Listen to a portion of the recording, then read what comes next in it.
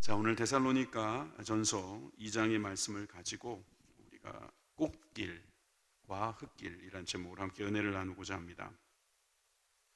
여러분들은 꽃길을 좋아하십니까? 흙길을 좋아하십니까? 꽃길 좋아하세요? 네. 난 흙길이 좋던데. 황토흙 좋잖아. 맨발로 걸으면 요즘에 몸에도 좋대던데. 그러면서 난 흙길을 좋아한다 하시는 분들도 한 서너 분은 계실 것 같습니다.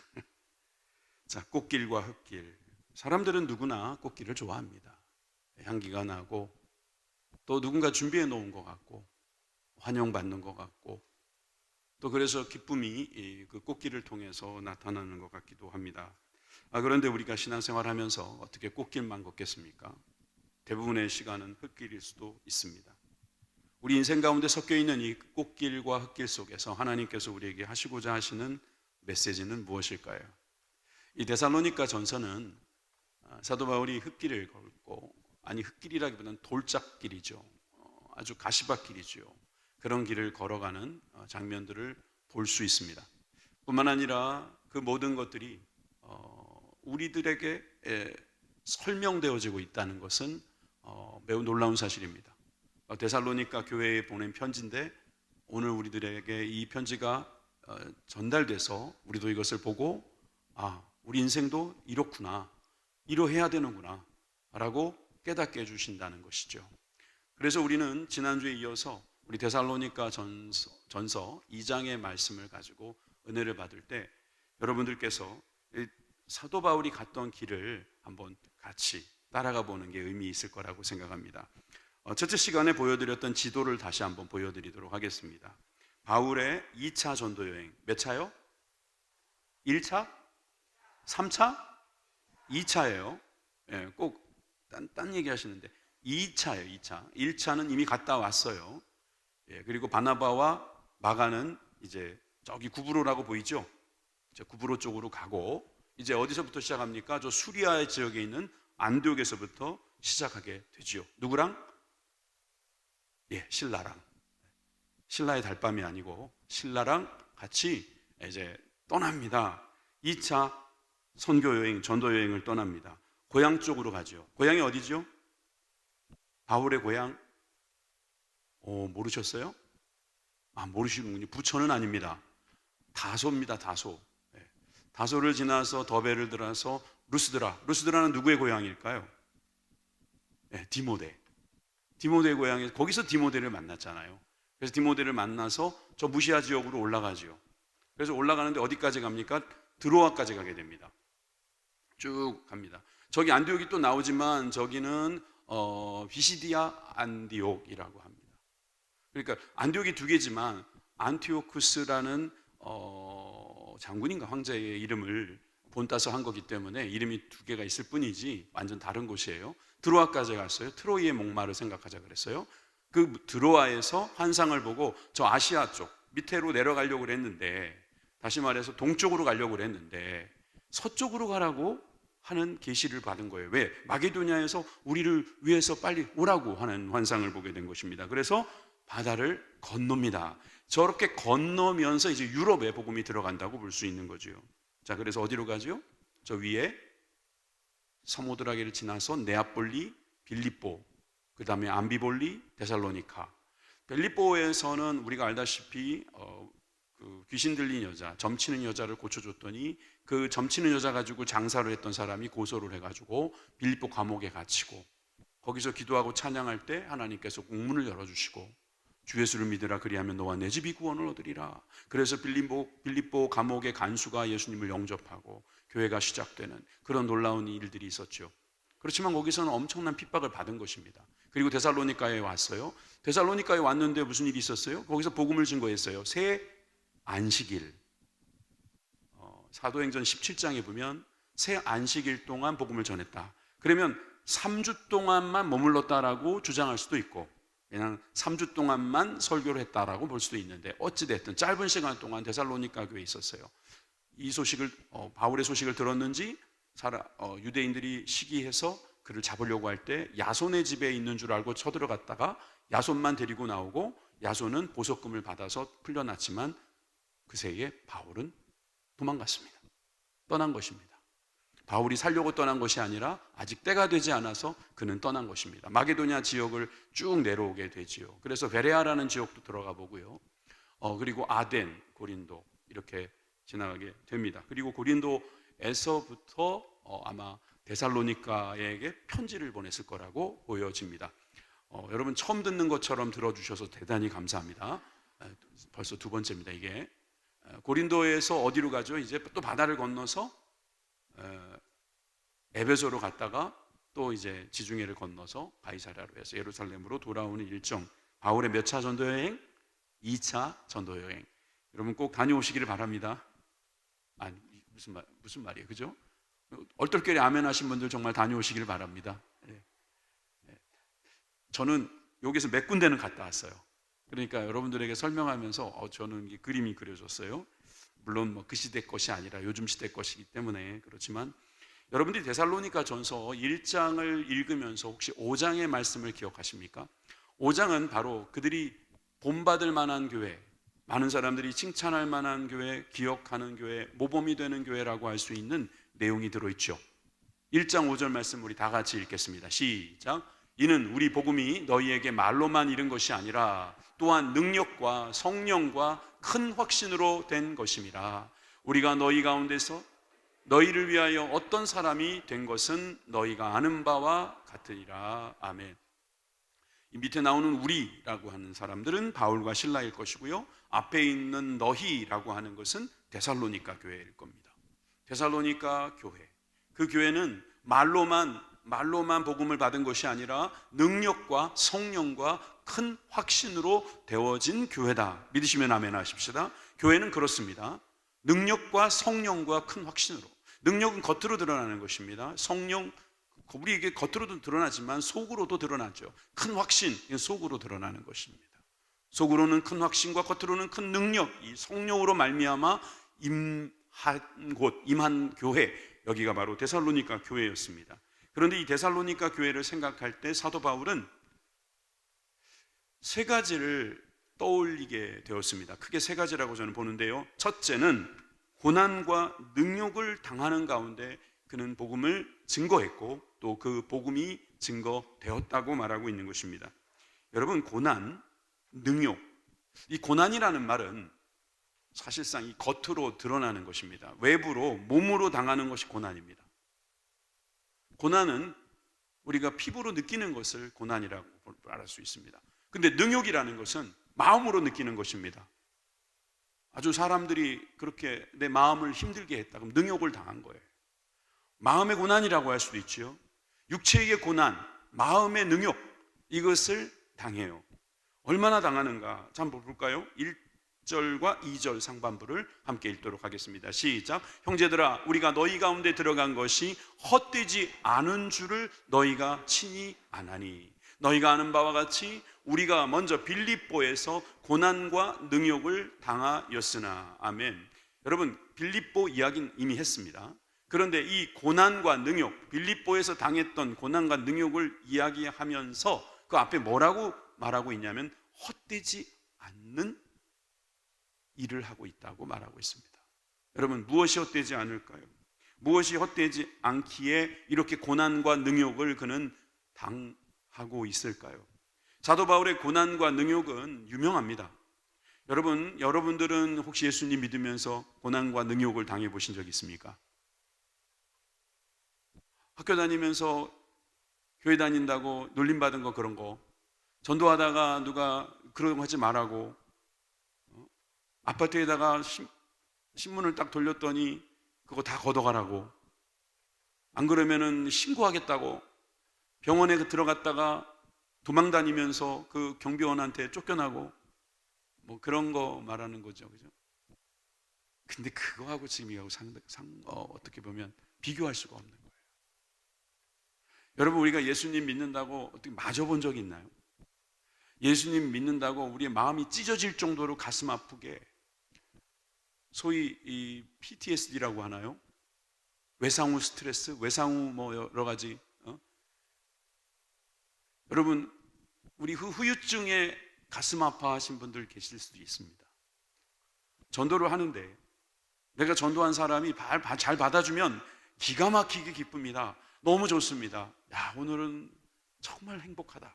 그런데 여러분, 어떤 사람이 너무 차갑게 이야기하고 너무 냉소적으로 반응하면 그 다음부터는 그 사람이 다시 만났을 때 별로 마음이 열리지 않습니다. 쉽지 않습니다.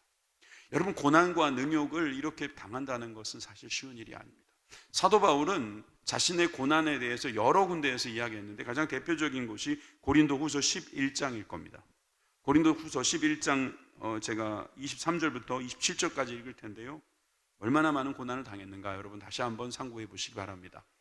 내가 수고를 넘치도록 하고 옥에 갇히기도 하고 더 많이 하고 매도 수없이 맞고 여러 번 죽을 뻔하였으니 유대인들에게 40에서 하나 감한 매를 5번 맞았으며 3번 태장으로 맞고 1번 돌로 맞고 3번 파손하고 일주야를 깊은 바다에서 지냈으며 여러 번 여행하면서 강의 위험과 강도의 위험과 동족의 위험과 이방인의 위험과 시내의 위험과 광야의 시험과 바다의 위험과 거짓 형제 중에 위험을 당하고 또 수고하며 애쓰고 여러 번 자지 못하고 줄이며 목마르고 여러 번 굶고 춥고 헐벗었노라.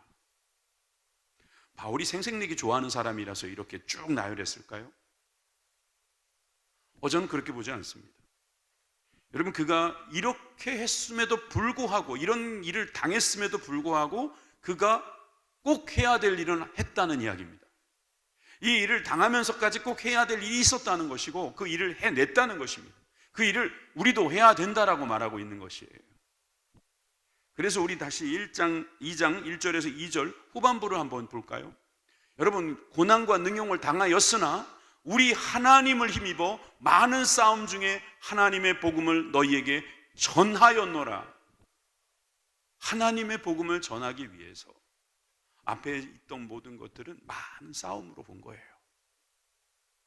여러분, 우리가 하나님의 은혜에 힘입어 하나님의 그 능력에 힘입어 하나님의 영에 힘입어서 많은 싸움 중에서 우리가 할 일이 뭐라고요? 하나님의 복음을 전하는 것입니다. 여러분, 하나님의 복음은 고난도 이길 수 없습니다. 그 어떠한 고난도 하나님의 복음을 막을 수 없습니다.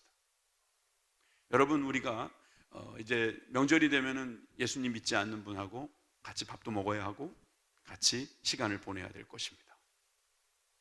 하나님의 복음이 그 가운데 있음을 믿으시기 바랍니다. 여러분들이 그 가운데서 고난을 당할 수도 있습니다. 일단 앉아있기 거북하면 여러분들은 고난이라고 생각할 수 있잖아요. 그럴 때 하나님의 복음이 이긴다는 사실을 꼭 믿으시기 바랍니다. 여러분, 복음을 전하는 데 있어서는 고난을 감수할 필요가 있어요. 여러분들이 고난 당하는 일들이 종종 있을 수 있습니다.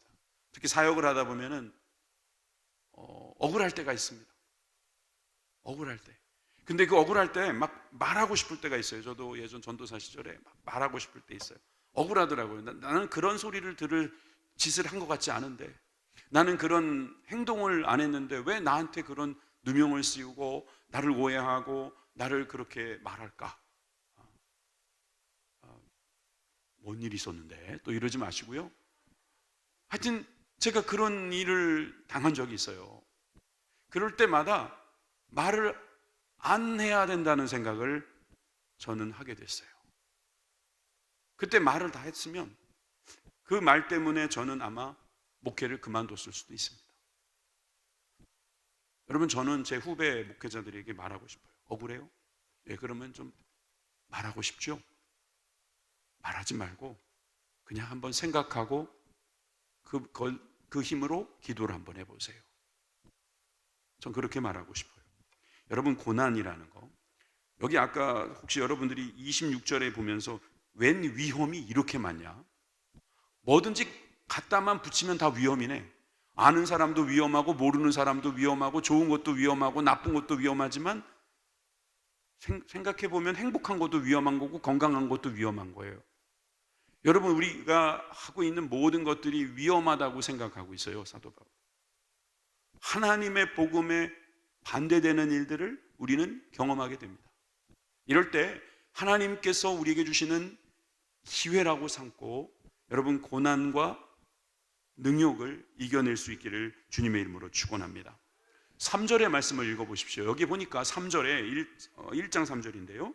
1장 3, 믿음의 역사와 사랑의 수고와 우리 주 예수 그리스도에 대한 소망의 인내, 이 세 가지는 말이에요, 여러분, 고난과 능욕이 필요할 수밖에 없어요. 아니, 그게 있을 때 저게 더 빛이 나더라고요.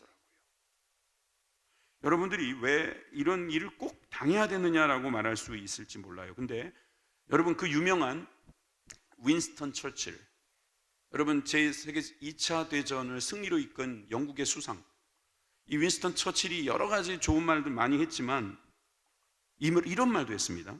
중복된 곤란은 승리의 기회다.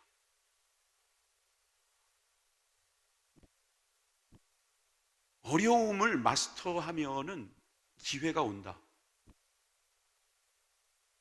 직역하면 그렇게 돼요. 여러분, 중복되는 고난이 자꾸 오잖아요. 그러면 이제 승리의 기회가 더 많아진다고 보시면 된다는 거예요. 여러분, 사랑하지 않으면 사실 말도 안 합니다. 하나님께서 버리시면은요, 아예 방치해 버리시지 고난을 안 주십니다. 내가 고난을 당하고 있다면은요, 특히 내가 복음을 증거하고 있는데 내가 너무 억울할 때 복음을 전하는 가운데 아니면 주의 사역을 하는 가운데서 억울한 일을 당하면 기회가 온다고 보세요. 저는 두 가지 기회는 분명히 있어요. 본인이 깨닫는 기회, 그리고 주변 환경이 바뀌는 기회가 있을 거예요. 적어도 그 두 가지는 항상 옵니다.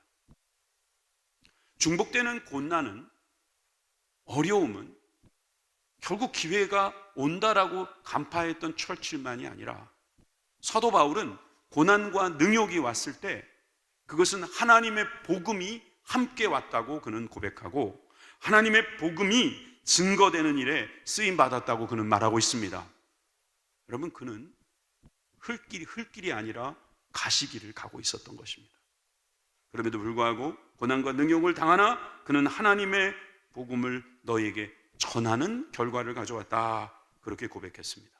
두 번째, 하나님을 기쁘시게 하길 원한다, 그렇게 말했습니다. 사도 바울은요, 서신서를 여러 권 썼습니다. 여러 편지를 썼습니다. 여러분, 여러 편지 중에서 공통점이 뭐냐면 자기를 소개할 때 사도된 바울은이라고 했어요. 항상 예수 그리스도의 사도된 바울은, 사도임을 많은 사람들에게 그는 인정받기를 원했던 것 같고 그러기에 이 사역을 하고 있다고 말하고 있는 것입니다. 예수님에게 직접적으로 교육을 받지 못했다고 사람들은 생각할 것입니다. 그렇지만 다메섹 도상에서 예수님을 만났고 예수님의 그 도우심으로 인해서 그는 놀라운 사도가 되었던 것을 알 수 있습니다. 12사도가 있고 또 200문도 정도 되는 많은 제자들이 또 있었지만 여러분, 사도 바울처럼 또 이런 강력한 사역을 한 사람이 또 어디 있겠습니까? 그러니까 그가 정말 자랑스러워서 그랬을지 아니면 그 편지의 권위를 더 올리기 위해서였던지 그는 사도된 바울은이라는 말을 항상 썼는데 딱 두 권의 책에서만 안 썼습니다. 데살로니가 전후서하고 빌레몬서에서만 안 썼어요. 나머지 모든 서신서에는 사도된 바울은이라고 썼어요. 여러분, 1장 1절을 볼까요? 1장 1절 우리가 보니까 바울과 실로아노와 디모데는, 이렇게 편지할 때 자기 앞에 수식어를 붙이지 않습니다. 물론 디모데 교회가 지금 생긴 지 얼마 안 됐기 때문에 사도라는 말이 무슨 말인지도 못 알아들을까 봐 그랬을 수도 있고, 굳이 권위적으로 그렇게 할 필요도 없는 것 같고, 무엇보다도 데살로니가 교회는 그가 사도된 것을 의심하지 않았기 때문에 그럴 수도 있습니다. 자신이 사도인 것을 전혀 의심하지 않는 데살로니가 교회는 그저 자신의 사랑을 고백하고 축복을 말할 뿐이었는데, 그런데 2장에 와서는 그가 사람들에게 듣고 있는 이야기들을 그대로 노출시킵니다. 사람들이 나에 대해서 이렇게 말한다는 이야기를 나는 들었다라는 겁니다. 자, 볼까요? 3절에서 4절 한번 제가 읽겠습니다. 우리의 권면은, 다시 말하면 아까 말했던 세 사람의 권면, 복음을 증거하는, 하나님의 복음을 증거하는 그 일에는 권면이라는 말도 전도라고 안 하고 굳이 데살로니가 교회는 권면, 옆에서 해주는 말, 직역하면 그렇거든요. 옆에서 해주는 말처럼 이렇게 보이는, 그것은 간사함이나 부정에서 난 것이 아니요 속임수로 하는 것도 아니라, 당시에 많은 전도자라고 칭하는 사람들이 간사함과 부정과 속임수로 복음을 전했던 것을 알 수 있습니다. 그러나 사도 바울은 나는 그렇게 하지 않았노라고 그는 고백하고 있어요. 오직 하나님께 옳게 여김을 입어 복음을 위탁받았으니 우리가 이와 같이 말하면 사람을 기쁘게 하려 함이 아니요 오직 우리 마음을 감찰하시는 하나님을 기쁘시게 하려 함이라. 4절의 말씀에서 우리는 아멘이 나옵니다. 여러분, 하나님께 옳게 여김을 입었더니요, 하나님께서 옳다고, 하나님과의 관계가 열려있고 관계가 풀려있고 관계가 있는 사람, 그들이 복음을 위탁받은 것입니다. 그 복음을 위탁받고 증거하는 일은 사람 때문에 하는 것이 아니라 우리의 마음을 감찰하신 누구요? 하나님을 위해서요. 여러분, 하나님을 기쁘시게 하는 것, 이것이 바로 그가 하는 일이다라고 하는 거예요. 사실 저는 이제부터 하나님을 기쁘시게 하는 일에 대하여 이야기를 할 겁니다. 4장 1절에도 보면 그러므로 형제들아 우리가 끝으로 주 예수 안에서 너희에게 구하고 권면하노니 너희가 마땅히 어떻게 행하며 하나님을 기쁘시게 할 수 있는지를 우리에게 배웠으니 곧 너희가 행하는 바라 더욱 많이 힘쓰라. 여러분, 데살로니가 교회는 하나님을 기쁘시게 하는 교회였습니다. 사도 바울에게 배웠습니다. 사도 바울도 그런 사람이었고 우리도 그렇게 되기를 간절히 원합니다. 여러분, 하나님을 기쁘시게 하는 거 어떻게 해야 되는 겁니까? 하나님을 기쁘시게 하는 방법이 무엇입니까? 여러분? 혹시 한마디 한번 해보라면 하실 수 있으시겠습니까? 이렇게 하면 하나님 기뻐하십니다. 이게 쉽지 않아요. 만약에 여러분들에게 당신은 어떻게 하면 기쁘십니까? 라고 말해도 쉽지 않아요. 내가 뭘 하면 기쁘더라? 나는 먹을 때 기쁘던가, 잠잘 때 기쁘던가, 누가 칭찬해 주면 기쁘던가, 아니면 내가 사랑하는 사람이 있을 때 기쁘던가, 나는 스트레스가 없고 아무 걱정이 없을 때가 기쁘던가. 여러분 한번 말해보세요. 그 속으로 여러분들 뭐에 기뻐하세요? 이게 사실은 성경에 우리가 어떻게 하나님이 기뻐하시는지, 어떤 경우에 기뻐하시는지 우리가 이것을 분명히 알고 있어야 됩니다. 사실 되게 중요한 일 아닙니까? 여러분들 하고 싶은 일이 그거 아닙니까? 하나님을 기쁘시게 하는 거. 뭐 이게 여담인 것 같습니다만 여러분 부모님 기쁘시게 하는 건 아십니까? 네, 알잖아요, 그죠? 우리가 또 부모가 돼 보니까 알잖아요. 용돈 잘 드리는 거예요. 네, 용돈 잘 드리셔야 됩니다. 말로만 하시면 안 됩니다. 아멘이시죠? 네, 우리 자식들이 좀 들었으면 좋겠습니다. 근데 그 용돈이라는 게 결국 돈이 아니죠. 이 아이들이 말로만 하는 것이 아니라 정말 정성을 다하려고 하는 거구나. 뭐 그것처럼 인간인 우리들은 그 뭔가 이렇게 사인으로 보는 게 있어요. 제가 그렇게 속물로 보이십니까, 여러분? 돈 때문이라는 게 절대로 아니에요, 진짜. 애들이 찾아오면 기쁩니다. 맞죠? 애들이 찾아오면 기쁜데, 손자, 손주들이 찾아오면 기쁜데, 가면 더 기쁘고. 그래서 우리는 체력을 길러야 합니다. 손자들도 키워야 되기 때문에, 소녀들도 키워야 되기 때문에. 왜 아멘들을 안 하세요? 이미 나 끝났다야. 뭐 그런 말씀 하시는 거예요? 여러분, 요즘 정말 새로운 시대가 열렸습니다. 애들 시집장가 보내면 끝이 아니라고 우리 안수 집사님께서 말씀해 주셨습니다. 두 분 다 보내셨거든요. 근데 여러분, 부모님이 기뻐하는 것도 알 것 같고, 솔직히 배우자도 기쁘게 할 수 있는 방법이 여러분 있습니까? 꽃을 좋아합니까? 혹시 보석을 좋아합니까? 액세서리 같은 거요. 여러분, 여러분들의 아내가 뭘 해주면 기뻐하는지 혹시 아세요? 저에게 물어보면 모르겠는데요. 뻔뻔하게 이렇게 말할 수도 있어요. 왜냐하면 다 좋다 그래요. 그냥 조금만 뭐 해주면 고맙다고 그러고. 그래서 난 너무 고마워요, 솔직히. 여러분들도 아마 그럴 겁니다. 자, 그런데 저는 다른 이야기 할 필요 없이 이제부터 하나님께서는 그러면 어떤 경우에 기뻐하실까? 그 얘기를 잠깐 하도록 하겠습니다. 우리가 잘 아는 구절부터 볼까요? 히브리서 11장 6절 말씀이 있습니다. 믿음이 없이는 하나님을 기쁘시게 하지 못하나니. 아하, 그렇지. 믿음이 하나님을 기쁘시게 하는 거구나. 자, 그런데 그 믿음은 무엇을 하는가? 하나님께 나아가게 하는 거예요. 근데 하나님께 나아가는 자, 또 뒤에 보니까 하나님을 찾는 자가 되는 건데, 하나님께 나아가는 자는 그가 계신 것을 알고 나가야 되고, 하나님을 찾는 자는 그가 상 주시는 이심을 믿어야 하는 그 믿음. 그 믿음이 하나님을 기쁘시게 하는 줄 믿습니다. 여러분들 하나님께 나아가십니까? 그래요, 나가죠. 예배처럼 나오는 거예요. 여러분들의 삶에서도 하나님께 나아가십니까? 예, 여러분 그렇게 하시기를 바랍니다. 여러분들이 그렇게 하는 것이 하나님을 기쁘시게 하는 것입니다. 성경이 그렇게 가르치고 있습니다. 저도 이렇게 가르치고는 있는데 저도 자신은 없어요. 하나님께 나아가고 있는가?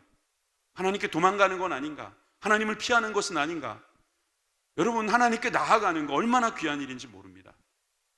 자기를 찾으시는 하나님, 그래서 그가 계신 것, 여호와 삼마, 거기 계신다는 것을 알고 있는 사람은 믿음 있는 사람입니다. 그분이 계시다는 걸 믿는 거예요. 하나님이 계신지를 무시하고, 계신 건 잘 모르겠는데 무시하는 거잖아요. 세상 사람들은 없다고 믿는 거라면 대단한 믿음이고요, 하나님이 있을지도 모르는데 무시하는 거잖아요.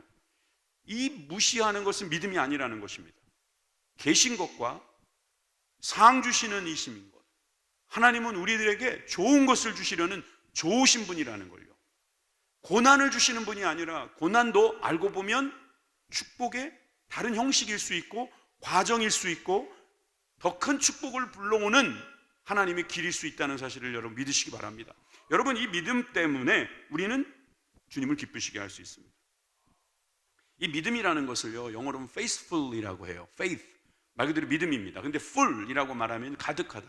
이거를 또 다른 번역으로 하면 충성됐다라고 말해요. 여러분, 충성이라는 말은 믿음이랑 같은 것 같지 않잖아요. 그런데 같은 거예요. 믿음은 그냥 명사처럼 보이는데요, 동사란 말이에요. 행함과 믿음이 같이 있는 거, 이게 충성이에요. 충성이라는 말이 정말 좋은 말이에요. 그래서 믿음, 즉 충성을 가진 사람은 하나님을 기쁘시게 합니다. 하나님은 충성스러운 사람을 기뻐하신다. 여러분, 그 믿음도 여러분 있으시길 바랍니다. 혹시 여러분 백낙준이라는 분을 아십니까? 이제 알았습니다. 아, 연세대 초대 총장이구나. 옛날에 문교부라는 데가 있었어요. 교육부 전에, 그죠? 문교부 장관도 했고요, 국무총리 서리까지도 하신 분이에요. 1895년도에 태어났으니까 여러분보다 다 나이가 많으시죠? 여러분들보다 1910 몇 년도에 미국에 들어갔더라고요. 1915년에. 그리고 프린스턴 대학과 예일 대학을 나오고, 이분이 정말 큰 일을 했어요, 우리나라에서. 근데 이분이 사실은 원래는 유교 신자였고, 이분은 사실 알고 보면 굉장히 가난했고, 또 어찌 보면 공부를 할 수 없는 여건이었습니다. 이 청소년 백낙준, 소년이라고 합시다. 소년 백낙준은 사실 길이 없었습니다. 흙길을 가고 있었습니다. 그런데 그가 어느 날 학교를 들어가게 됐고, 그 학교를 부지런히 다니면서, 그 학교도 이제 이북 쪽이었어요. 평양 쪽인 걸로 알고 있어요. 그런 데서 공부를 하면서 만나게 된 사람이 있었어요. 바로 선교사였습니다. 그 선교사를 여러분들에게 소개합니다. 윤산온이라는 분이에요. 한국 이름인데, 그래서 저분의 그러니까 성이 뭐냐면 맥큐은이에요. 맥큐은이라고 해서 그냥 윤이라고 하기로 했나 봐요. 그래서 윤산온. 왜 산온은 저 중간 미들 네임에 보면 샤논이라고 돼 있잖아요. 샤논이라는 이름을 그냥 산온이라고 한국말로 바꾼 것 같아요. 그래서 단순하게 윤산온. 한국에서 3번이나 쫓겨나면서까지 한국을 사랑했던 선교사. 그런데 이분이 백낙준을 좋게 봐서 자기 밑에서 일하게 했습니다. 우리가 흔히 쓰는 머슴이 된 겁니다. 하루는 이런 일이 있었답니다. 어디를 나가시면서 이 윤산원 선교사가 백낙준에게 야, 마당 좀 쓸어라. 마당 좀 쓸어라. 이렇게 이야기를 하고 나갔대요.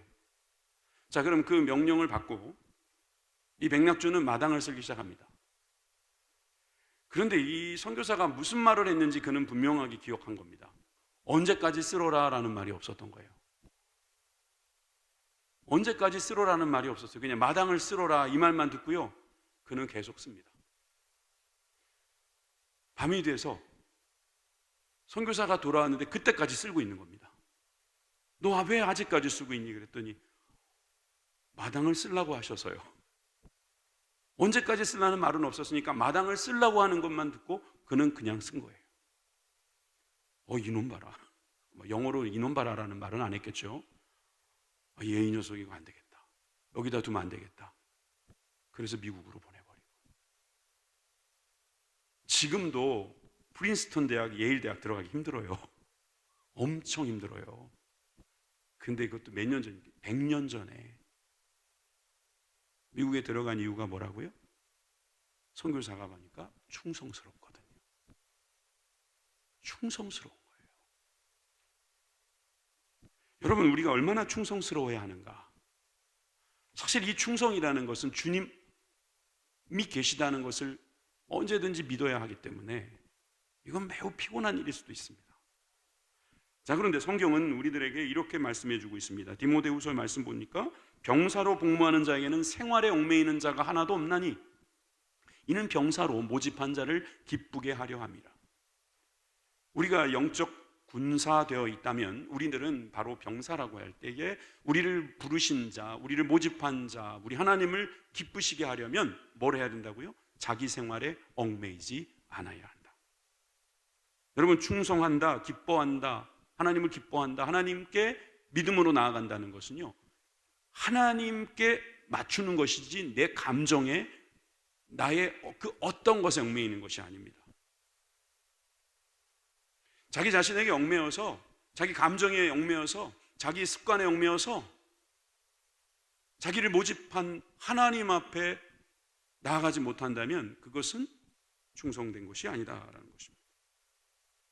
또 그 다음 말씀 보면 그런즉 우리는 몸으로 있든지 떠나든지 주를 기쁘시게 하는 자가 되기를 힘쓰노라.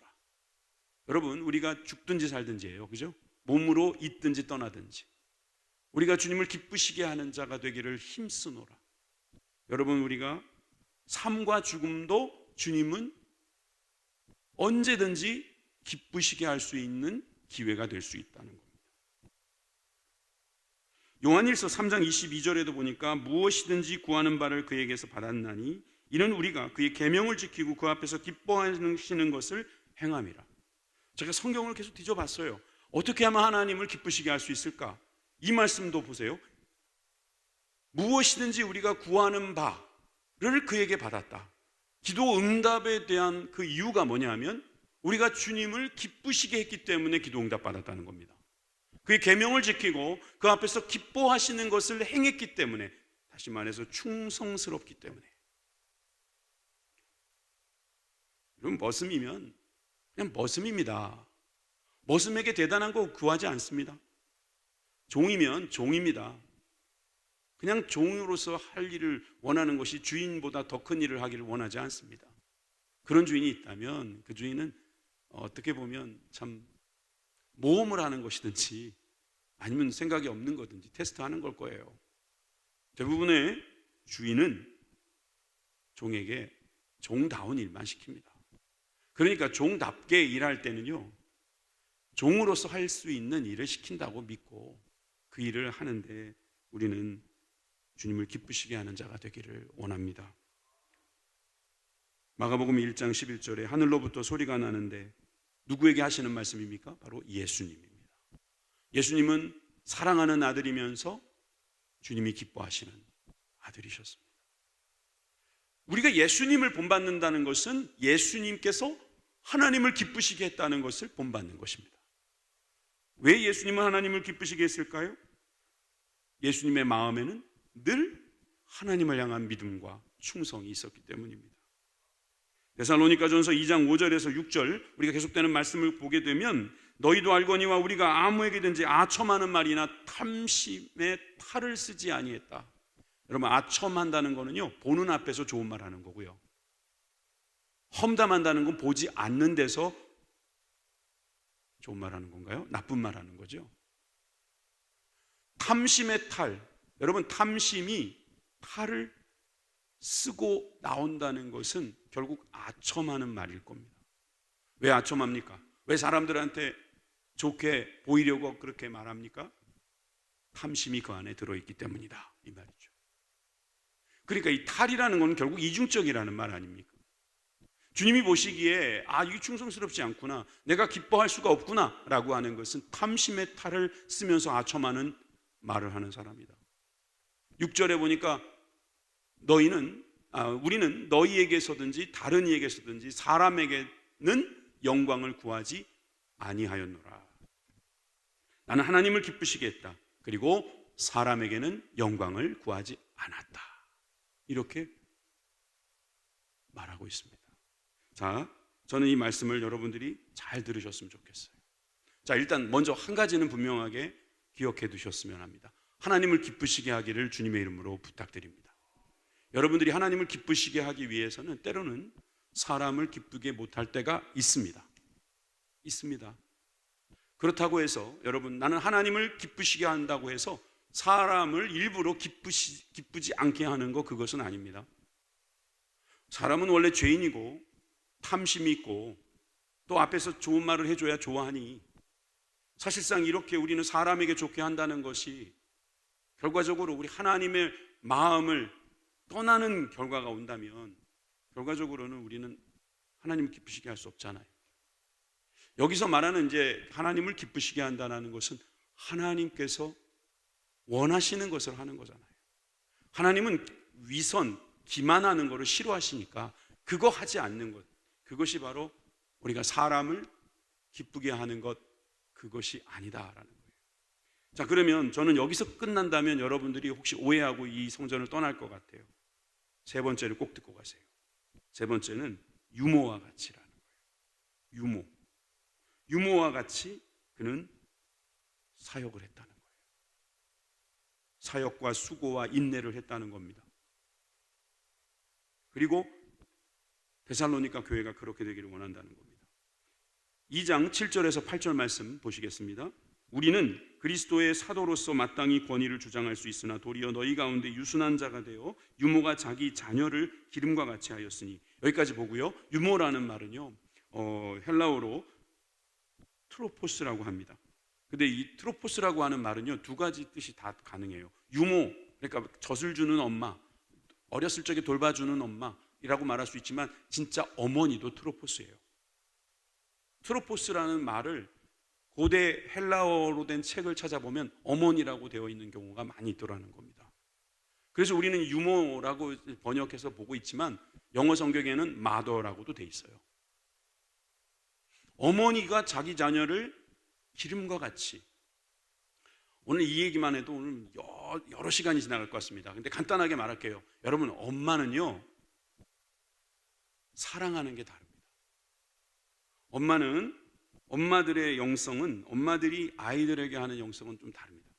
그래서 이들이 하는 일을 보십시오. 어머니들이 하는 것은 우리가 이같이 너희를 사모하여 하나님의 복음뿐만 아니라 우리의 목숨까지도 너희에게 주기를 기뻐함은 너희가 우리의 사랑하는 자 됨이라. 아멘.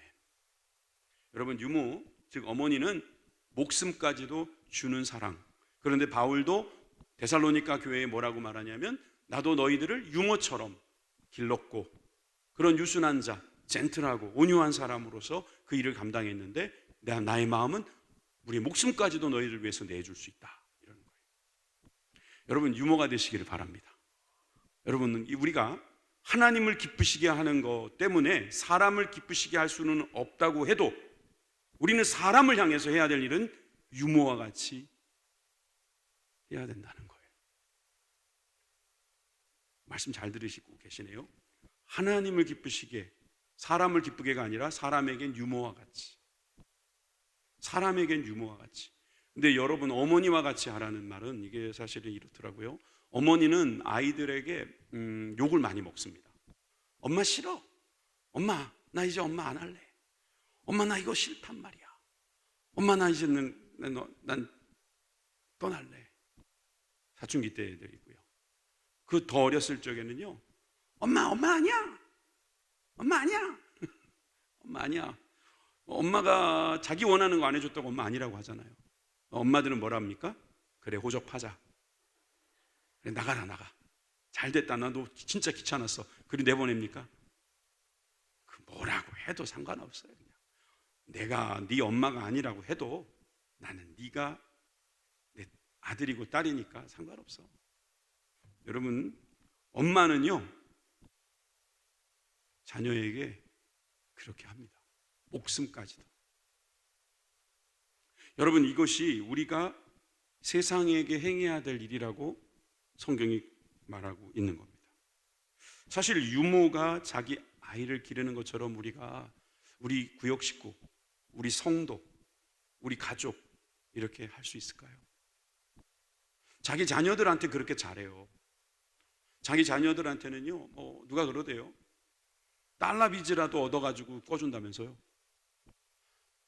내 일로 인해서는 내가 그 인간한테 가가지고 돈 빌릴 생각이 전혀 없는데, 내가 우리 자식에게 돈을 좀 주기 위해서는 내가 그 사람한테 가가지고 무릎을 꿇어서라도 빌려가지고 줘야 된다면서요. 그게 어머니라면서요. 그게 부모들이라면서요. 시집 보내줬으면 끝나는 줄 알았는데 와가지고 키워달라고 그런다면서요. 애 키워달라고 그러면 아예 못한다. 나한테 몸이 나도 힘들다. 그걸 못한다. 그런데 애들이 막 울고 가면은 그 다음에 마음 약해져서 전화한다면서요. 내가 잠깐만 봐줄게. 그러다 1년 되고 2년 되고 3년 되고 둘째, 셋째, 넷째까지 막 그렇게 해준다면서요. 여러분, 그게 누구라고요? 엄마라. 갈라디아서 4장 19절입니다. 너희 자녀들아, 너희 속에 그리스도의 형상을 이루기까지 다시 너희를 위하여 해산하는 수고를 하노니. 갈라디아 교회에다가도 그는 이렇게 말합니다.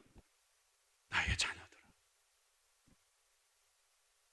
여러분, 우리가 우리들의 사랑하는 성도들을 자기 자녀라고 생각하면, 물론 그렇다고 말하면 안 됩니다. 이 아들아, 딸아 이러시면 안 되고요. 속으로 그래, 나 딸이다, 내 아들이다 이렇게 생각하면요, 해산하는 수고까지 갈 수 있다는 거예요. 그걸 생각하면 할만하다는 겁니다. 고린도전서 4장 15절입니다. 그리스도 안에서 일만 스승이 있으되 다 같이 아버지는 많지 아니하니 다 같이 그리스도 예수 안에서 내가 복음으로써 너희를 낳았습니다. 아멘.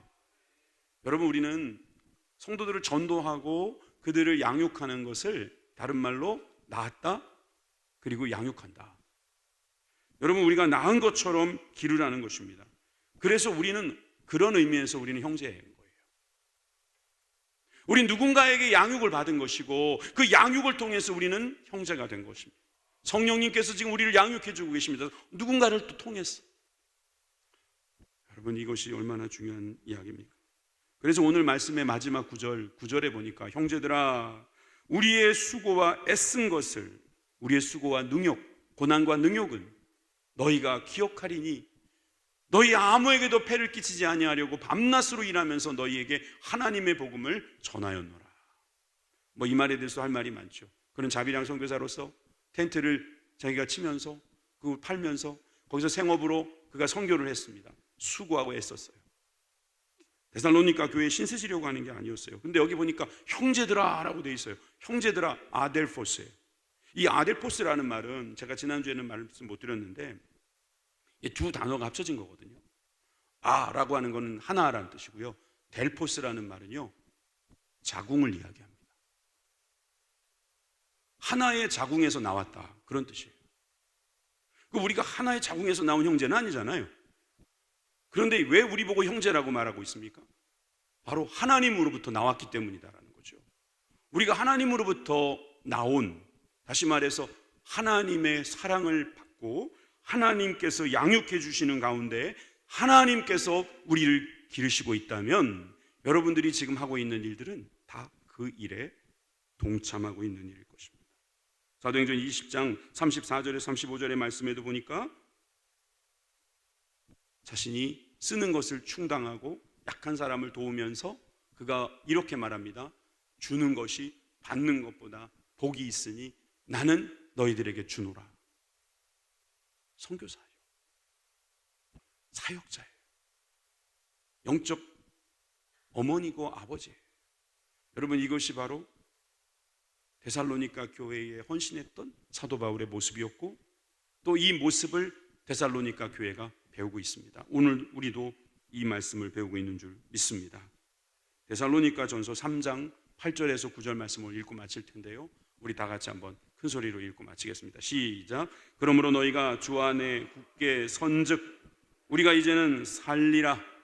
우리가 우리 하나님 앞에서 너희로 말미암아 모든 기쁨으로 기뻐하니 너희를 위하여 능히 어떠한 감사로 하나님께 보답할까. 아멘. 여기서 너희가, 너희를, 교회를 생각하면 그들이 주님 안에 굳게 서고 그들을 생각할 때마다 그들을 위해서 기뻐할 뿐만 아니라 주님 앞에 감사할 수 있는 그런 마음, 사도 바울의 마음이자 우리들의 마음입니다. 꽃길 좋지요. 그런데 모든 꽃길은 흙길로 되어졌다는 사실을 아십니까? 꽃길을 가시려면 흙길을 가셔야 합니다.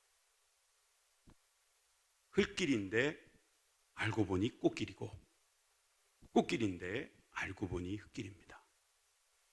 여러분들에게 펼쳐진 꽃길과 흙길 속에서 주님과 늘 동행하게 되기를 주님의 이름으로 축원합니다. 기도하겠습니다.